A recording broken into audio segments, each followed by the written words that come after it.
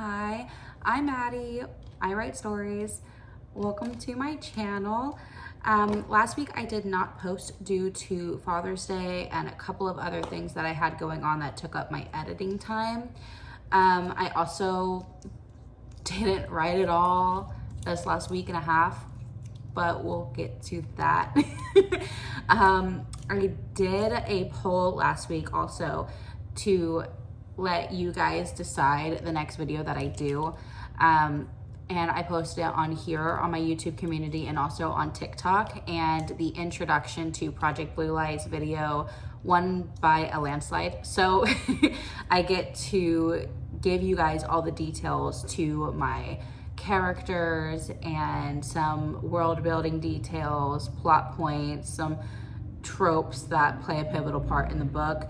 So that'll be fun. I did want to put together like a cute little chart or like character cards for you so that you can see how I envision them and like their moods and all of that other stuff. So I can workshop something on Ellipsis to make a character card for us to look at for like a visual representation, you know? Because I want you to be able to feel the vibes of the characters as I describe it to you. I do have a map that I made with Incarnate, which is okay. It's legible. And I will also share that with you so you guys can get a feel. But I'm gonna stop rambling. Okay, bye. I decided to go ahead and try and workshop a Pinterest board and a character card on Ellipsis that same night just to get a head start on everything. And I got a lot done. And you'll see here that I'm like kind of picking out different like Pinterest board stuff on here. I got a lot of really good stuff. So I'll share everything that I picked out with you here in just a minute. This is me kind of going over and doing the same exact thing, but for Darian. This is me making the Pinterest board for him while my dog watches in intense interest. And yeah, I got a lot done, but I also decided to save a little bit of it to do with you. So you're going to see a lot of that as well. Okay, so this is my Project Blue Lights board. I want to firstly say that I don't consider this book to be a sci-fi by any means, but I do appreciate having details to back up the reasonings behind certain things. So, for instance, the planet that my book takes place on is a planet that I created called Hepton. It is a planet that is forged by 7 gods, and you will know those 7 gods from the beginning of the book because that is how the book opens. And let's see if I can get that pulled up for you. Okay, there it goes. Okay, so in regards to this, let's zoom out just a teensy bit so you can see this is what the first page looks like. And it's just an intro to the part 1. And it's basically, this is from A History of Hepton written by Thelonious Georgia, which is one of Eliana's ancestors. And it just kind of describes how the planet was forged. So this is from A History of Hepton, written by Thelonious Georgia. The 7 gods forged Hepton, a world to withstand the power of their kin, stretching from fae, selkies, witches, nymphs, and creatures of the night. Tyros, god of unseen abilities. Solia, goddess of healing. Ero, god of war and fire. Notia, goddess of wind. Xanthi, goddess of witchcraft. Priscilla, goddess of oceans. And Apector, the god of many gifts. And if you think that this looks like a chess piece, it's totally intentional. So this is a continent, the map of Lendoris, which is the name of this heart-shaped continent, okay? This big piece here is Elorian. The trees represent forest, okay? I think that's clear. Then there is Drakend. This is the opposing kingdom in the war that they are in right now. But the story takes place in Elorian. This is a map that I also made on Incarnate. Very vague, clearly. This is the Hollow. So this is the woods that surround like this area here. So we have Tyvoria, which is where a lot of the story is in, which is where Eliana resides. This whole section of the pie here is Overth, which is the capital of Elorian. The capital district is what it's called. There's the Citadel, which is basically on the palace grounds, essentially. Like they have a ginormous estate that takes up a big chunk of the kingdom, and the Citadel and the Archive are on that estate. And the Archive is basically like the library, okay? And it mainly holds historic documents and things of that nature. There's not a whole lot of books there that are allowed to the public outside of entertainment books. This is Satara. This is just the ocean city. It's not seen because it's underwater, duh. Then there's Malnate. This is the wealthy district that Eliana grew up in. This is Agora, which is the poorer district of Elorian. It is also the shopping district. There's a lot of bakeries and just small shops that are ran by the citizens in this district. And Tyvoria, there's a lot of estates, like very large estates that have big houses that, you know, hold the higher end, but not so high up as Malnate. So Malnate is where like the old rich, and this is the new rich, if that makes sense. So this is the world, this is the map and everything that I have put together. Of course, the continent that we're on is the continent of Lindoris. So yeah, let's cut over to some of the characters. We're only going to go over 2 characters because I feel like that's just a little bit more doable as well. This is the Pinterest board over here for the entire book. So there is a lot of whimsy, there's a lot of darkness, there's a little bit of everything, to be fair. Really, I don't know. There's just a lot of misorganization. So I thought it would be neat to kind of organize these boards to characters. So this is Eliana's, Eliana Georgia, that's her name. That's how it's pronounced. This is her board. This is like, okay, so I imagine her eyes looking similar to this. This is a blade that looks very similar to one that is referenced in the 2nd chapter, and it's important to her. These are houses that are on her estate.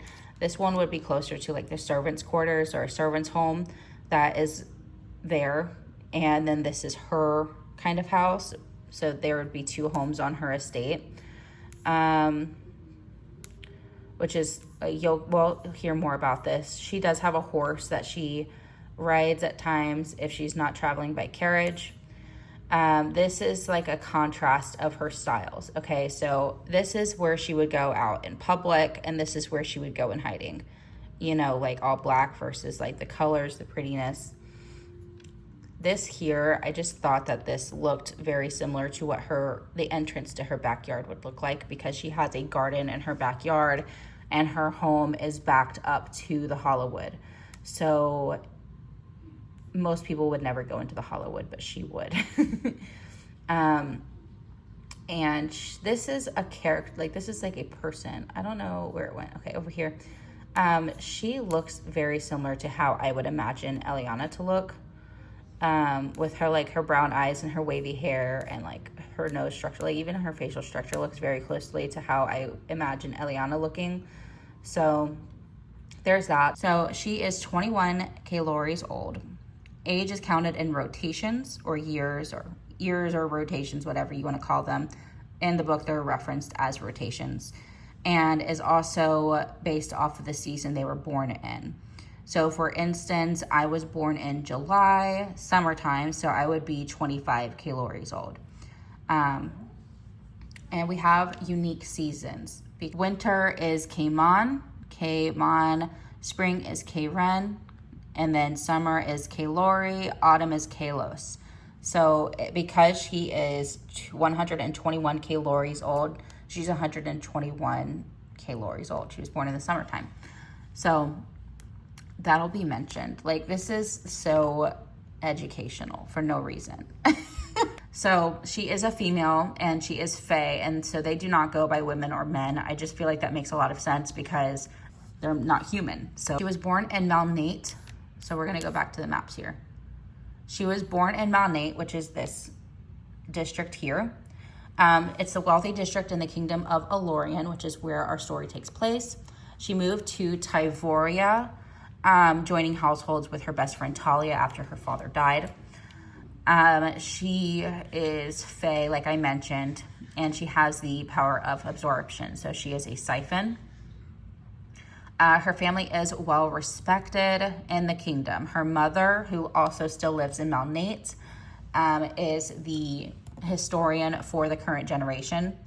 And her sister is a seer who resides in the Citadel because, well, she doesn't really reside in the Citadel. She's basically just always there. And she lives in Tyvoria with her wife, Daphne. But her sister is the seer for the High Guard, so she is very much always in the Citadel. The Strategos, that's his name, Leonis. And her father died in battle as a general of the High Guard in this war between Alorian and Drakend. So Drakend is ran by a witch queen named Calliope, and Alorian is ran by a fae king, Basil. It's spelled like basil leaves. Let's see here. So although all of this is true, her father did raise her to be of her own mind regarding the political situation in Alorian. So I think that's really nice, especially against the prejudice with certain groups that it holds. So occupation or specialties, Eliana is a lady of the court. So she spends a lot of her time at social events while also managing to slip away to attend rebel meetings in the dangerous woods bordering the kingdom, the Hollowwood. Or it used to be called the Hollowwood. Now I just call it the Hollow. I just think that makes more sense. The Hollow is a very dangerous place. It carries all the creatures of the night, which if you look at my Pinterest board, creatures of the night, this is another very big lore issue. Okay, lore issue. This is a big lore drop. Creatures of the night carry creatures like this, like that.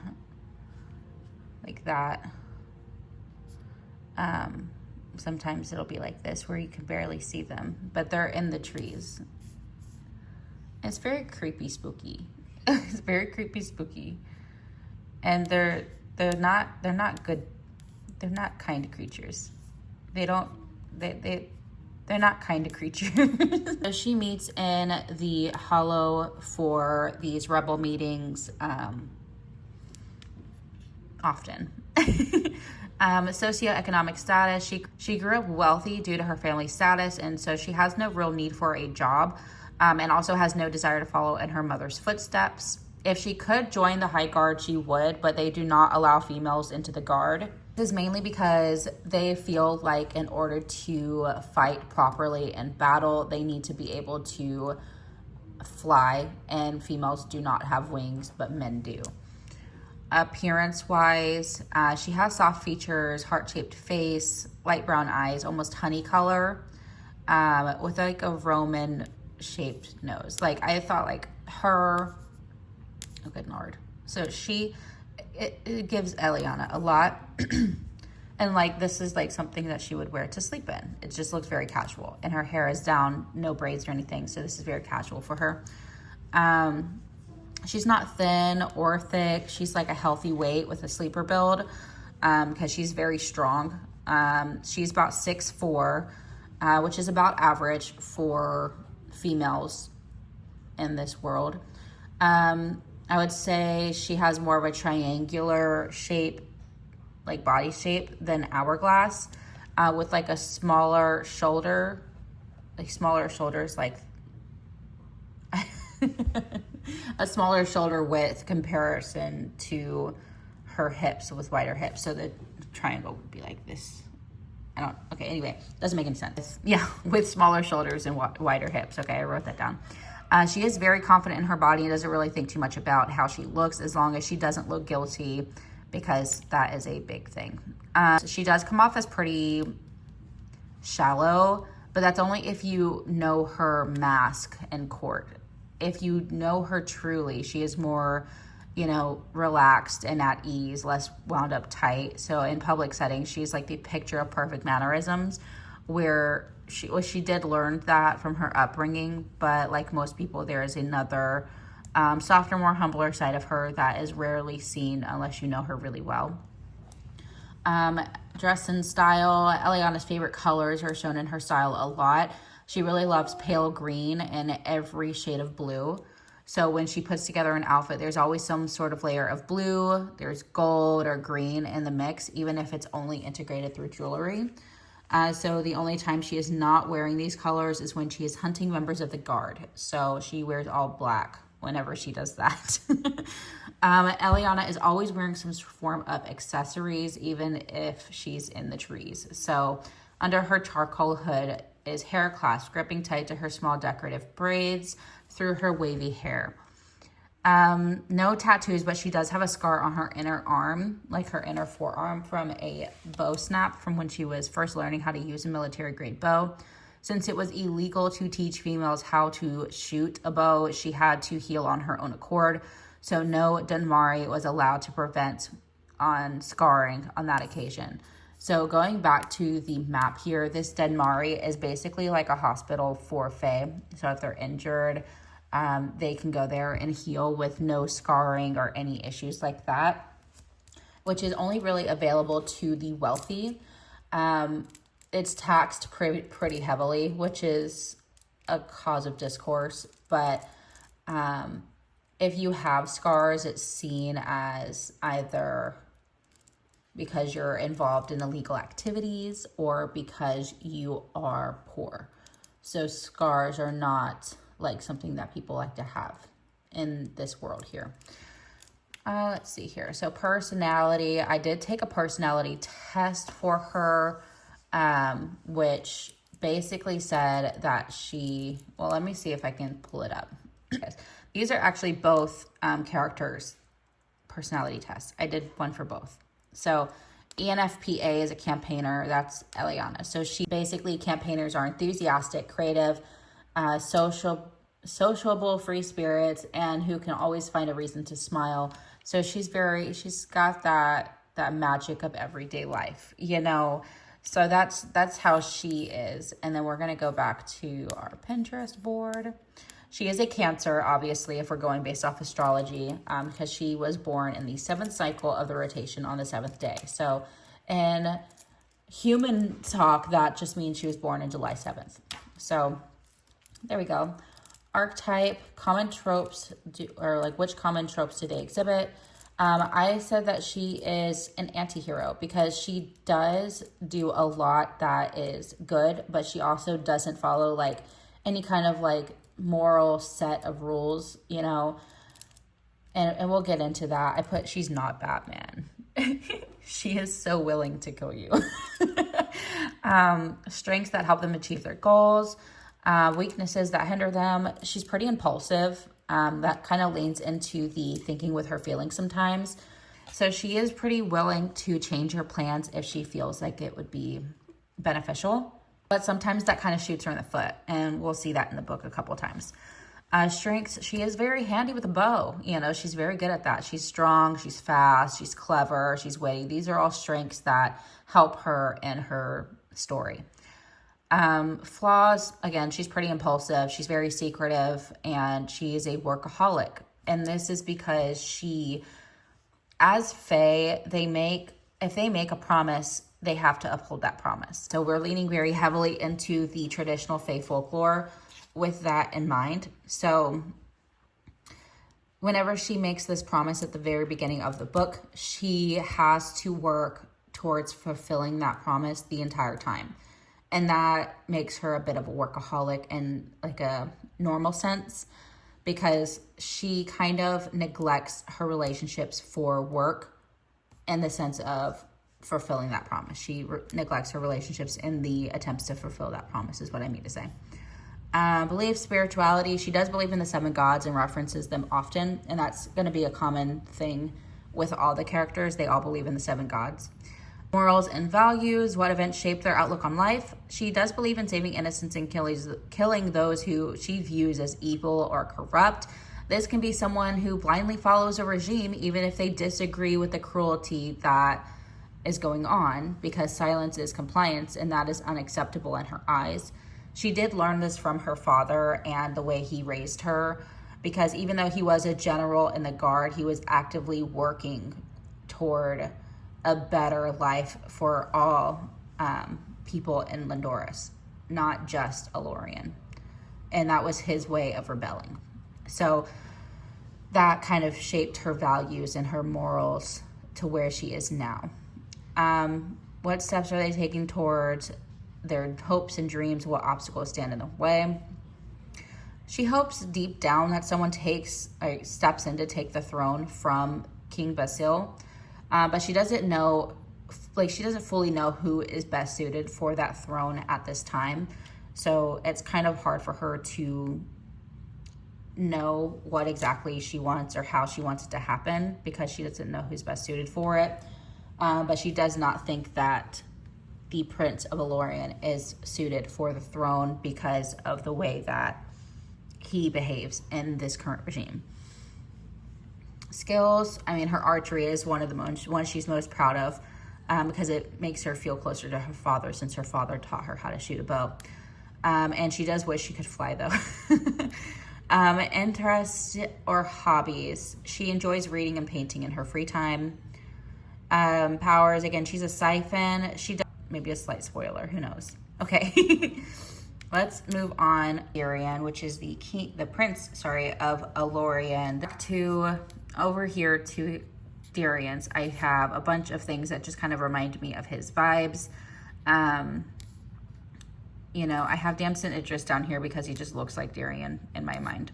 Anyway, this is like the height difference kind of thing that I have going on with them, because he is on the shorter side for a male, and he has these big black like feathered wings, which kind of remind me of a raven in a way. Like this, he is so cute. He's very focused on his legacy. He always thinks everyone is so stupid. He is a lightning guy, so he can manipulate lightning that already exists in the sky. So all of these are here. There's this gravestone because his mother is passed, so he's really upset about that. Clearly, he has mommy problems. But let's get into the basic info. So he is 127 K-Rens old. And if you can recall what we just spoke about previously, oh my gosh, you're on my space bar. If you can recall what we spoke about previously, that means he is born in the springtime. His full name is Darian Vasilios. He's male. And this one's interesting. He was born in Drakend, so he was born in a different kingdom, the kingdom that they are actually at war with. Born in the kingdom of Drakend, and then rescued by his father, the king, and brought him and his brother Alex back to Overith because he is a twin. I love twins. So Darian's twin brother Alex is the second born son. So Darian is the rightful heir to the throne. He has been tasked with leading the High Guard and containing the rebels and witches, while his father tries to keep a step ahead on the battlefield. His entire culture is power, okay? Socioeconomic status, has their economic background influenced their opportunities and personality? Yes, okay. He was raised especially wealthy. He does not see money as something that he has to be concerned with. And his status does change over time, but I cannot divulge that information to the public. Appearance-wise, he is gorgeous. Duh, that's why I have Damson Idris down here, because that man is gorgeous. His eyes are so dark you could get lost in their depths, and his thick brows that contain so much emotion. If you can read them, you can read him. He has a tapered fade and has enough hair on top to make a wavy pattern, which is probably why I have this one here. It gives the same hairstyle. Height, build, body type. How does he feel about his physical appearance? He is insecure about his height, as it's below average for females, but he is built strong and is pretty lean. His average height for males is about 8'5", and he's like 7'10". So he is a little shorter than his twin and most males in the guard, but he still holds significant power in a room with his presence. So there is that.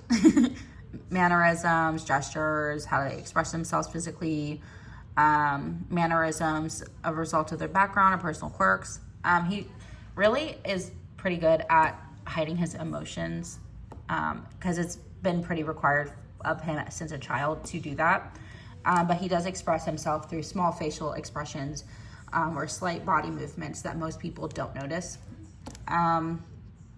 Style is not something that he has had the luxury of exploring, since all of his attire is chosen for him by his nurse Anna, and it's usually either dress wear for formal events or dark leathers, tunics, and breastplates for battle.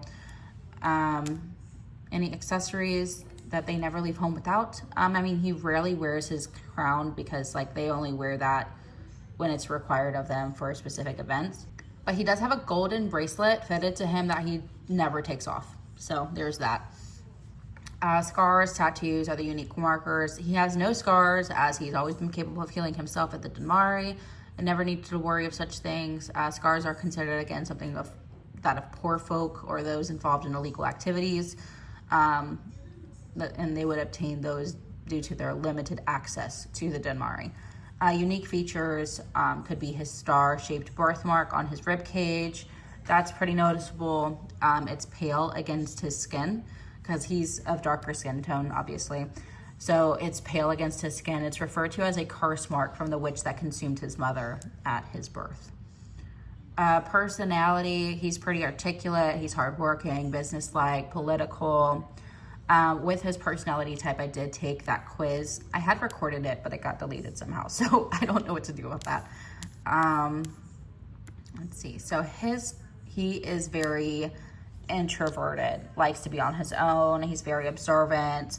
He's more of a thinker than a feeler, and he's more judgmental and assertive, based off of his logistician. I can't say that word. Don't ask me to. They are practical, fact-minded individuals whose reliability cannot be doubted. So he's very reliable and fact-minded, and practical. That's just how he is. I love how they made him an old man. You know, he lives a life of integrity rather than a life of magic, according to these personality tests. Archetype, we put the royal we. I put Fool for love and Bruiser with a soft center. So we're gonna look at these archetypes real quick so we can get a look to what these things mean. So we already know that Eliana is an anti-hero, kind of a vigilante type kind of person, where he is a fool for love, which means he's tough and possibly cynical, but still a sucker for love, which is true. And a bruiser with a soft center right here. Tough characters are capable of having soft hearts, and he is, even if he's kind of a jackass. So strengths and weaknesses, he's loyal, he's smart, he's strong, he's skilled with a long sword.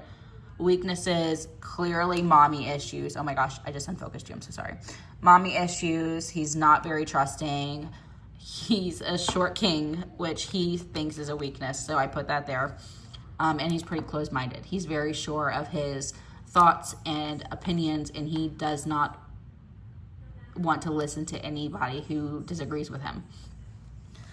His closed-mindedness messes with relationships he could have had, and believes in spirituality. I mean, again, he does believe in the 7 gods, but he looks at Xanthi as more of a negative entity rather than a benevolent god. So there is that.